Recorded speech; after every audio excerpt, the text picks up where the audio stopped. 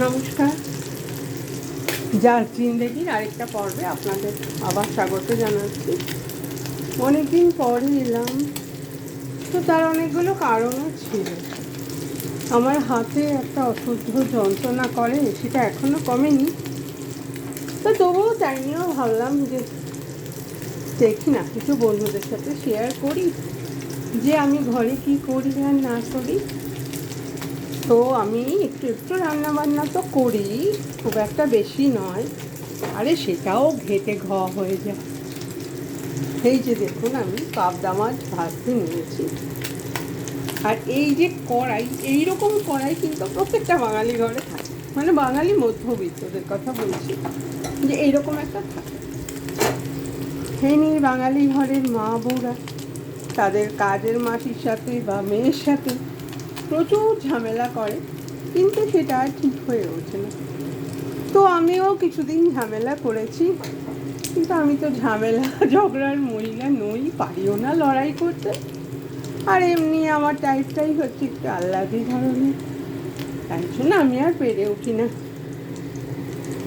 তো এই মাছ দিয়ে, এগুলো হচ্ছে ছোটো ছোটো পাবদা মাছ।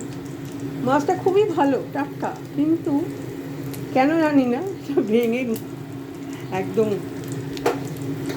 ঘেটে হয়ে যাচ্ছে। তবু আমি এটা নিয়েই চালিয়ে যাচ্ছি। দাঁড়ান, মাছগুলো এবারে নামাই। আচ্ছা, এইটার মধ্যে কিন্তু দিতে হয় অ্যাকচুয়ালি কালো জিরা, কিন্তু আমি দেখছি আমার মশলার কৌটোর মধ্যে কালো জিরাটা শেষ হয়ে গেছে। এবারে আমি সে যে কোথায় আছে কালো জিরা, ওই খুঁজতে হয়তো আমার 3 ঘন্টা লেগে যাবে। হাতের সামনে 5 ফোড়ন আছে, সোজা দিয়ে দিলাম।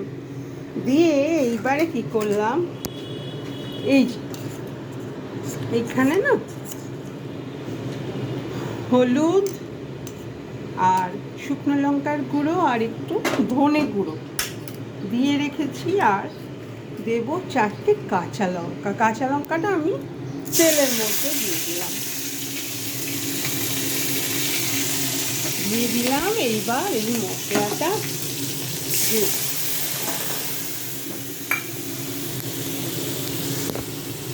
নুন দেবো। নুনটা একটু বুঝে দেবো, নাকি নুনটা দিয়েছিলাম কে যেন, আমার মনেও পড়ছে না। কি আর ঝামেলা জানেন, আমার কিছু মনে টনেও থাকে না। আজকে কি বললাম, কালকে কি করলাম, একমাত্র অঙ্ক ছাড়া আমার আর কিছুই মনে থাকে না। এই হচ্ছি আমি, পুরোটাই পাগলামি। যাই হোক, এটা গ্যাসটা কমিয়ে নিয়ে এটা একটু সাজাচ্ছে। এইবারে মশলাটা কষে কষে, একটুখানি তো মশলা, 5-6টা মাছ আর 6টা না 7টা,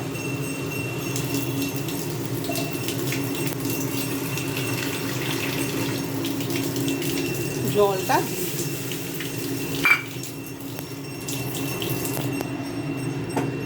দিয়ে দিলাম। গ্যাসটা এবারে বাড়িয়ে দিই, ফুল ফ্লেমে করে দিলাম। এবারে এটা ফুটলে এগুলো দেবো, মাছগুলো।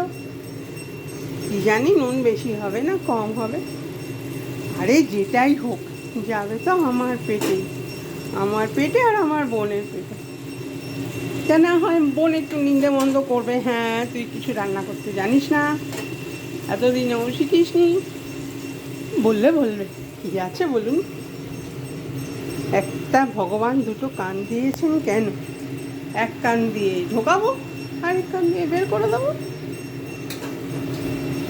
হ্যাঁ, বোনও কিছুক্ষণ বলার পরে ক্লান্ত হয়ে যাবে, তারপর থেমে দিবি, আবার খেয়েও নেবে। আমিও তাই। আর সত্যি কথা বলতে কি, এই হাতের ব্যথাটা এত কষ্ট দেয় না আমাকে, যে আমি কোনো কাজ আর ঠিকঠাক করতে পারি না। মানে জামা কাপড় ভাঁজ করা পর্যন্ত আমার সাথে আমাদের যে গৃহ সহায়িকা, তাকে একদিন দেখাবো, তার নাম পূর্ণিমা, সে খুব ভালো মেয়ে, সে আমাকে অনেক হেল্প করে জানেন। আমার জামা কাপড় মেলে দেয়, তুলে দেয়, আমার সঙ্গে ভাঁজ করাতে ধরে। আবার আমি যদি নিজে কিছু করতে চাই তখন বলি মা দিদি দাঁড়াও দাঁড়াও আমি আসি। এই খুব ভালো মেয়ে। আচ্ছা, বলতে বলতে তো ঝোলটা ফুটে আছে, আমি এবারে ফটাফট মাছগুলো দিয়ে দিলাম।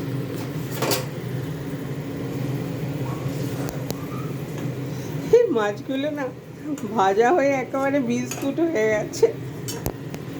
এই বিস্কুট দিয়ে আগে খাবো, নাম দিলে হয় না, পাবদা মাছের বিস্কুট কারি। দাঁড়ান, এবার একটু ধনে পাতা নিয়ে আসি। এবারে নিয়ে এসছি ধনে পাতা কুচিগুলো ছড়িয়ে দিয়ে হয়ে গেছে। হ্যাঁ, মাছের বিস্কুট কারিটা হয়ে গেছে। বাবা গু গেল, আমার হাতটা ছেঁকা লেগে। যাকে হয়ে গেছে, এবার এটা একবার বড় করে ফুটিয়ে নিই ভালো করে করে নামিয়ে দেবো। নামিয়ে না কিছুক্ষণ আমি একটু ঢাকা দিয়ে রাখবো, যাকে বলে স্ট্যান্ডিং টাইম। বুঝলেন? আর কিছু জানি না জানি, এই চারটি বুলি খুব ভালো করে জেনে গেছি। এই সতে করা, তারপরে স্ট্যান্ডিং টাইম দেওয়া। তো हो गया मेरा मेरा ना मेरी কে জানে কি হয়, পাবদা মাছের বিস্কুট কারি কমপ্লিট। তো বাই বাই। আপনাদের যদি ভালো লাগে আমার এই বকবকানি রান্না, কি লাগবে আমি জানি না, বকবকানি ভালো লাগে একটা লাইক করে দেবেন কেমন, আর ইচ্ছা করলে সাবস্ক্রাইব করবেন, না ইচ্ছা করলে দরকার নেই। টাটা।